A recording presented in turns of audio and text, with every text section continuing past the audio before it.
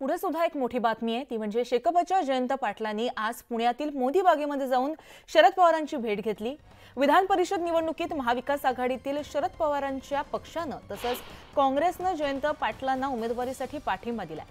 मात्र याच पार्श्वभूमीवरती ठाकरे गटाला स्वतंत्र उमेदवार द्यायचा असल्याने अद्याप ठाकरे गटाकडून जयंत पाटलांना पाठिंबा देण्यात आलेला नाहीये। दरम्यान माझं नाव घोषित झालंय अशी प्रतिक्रिया जयंत पाटलांनी या पार्श्वभूमीवर दिली आहे। आगामी विधानसभेच्या निवडणुकी समजतात की आमचे जे प्रागतिक पक्षाचे जे सहकारी आहेत त्यांच्याबरोबर बैठक घ्यावी अशी मागणी मी पवार साहेबांकडे केली आणि विशेषतः मी स्वतः विधान परिषदेला आज उभा आहे त्या निवडणुकीबाबत मी त्यांच्याबरोबर चर्चा केली।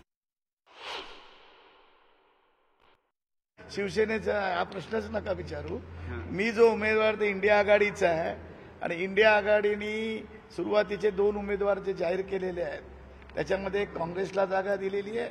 काँग्रेसचं नाव आज दिल्लीवरून येईल की उद्या सकाळी येईल आणि माझं नाव डिक्लेअर केलेलं आहे। तिसरा उमेदवार उभा करायचा की नाही करायचा याच्यावर चर्चा चाललेली आहे।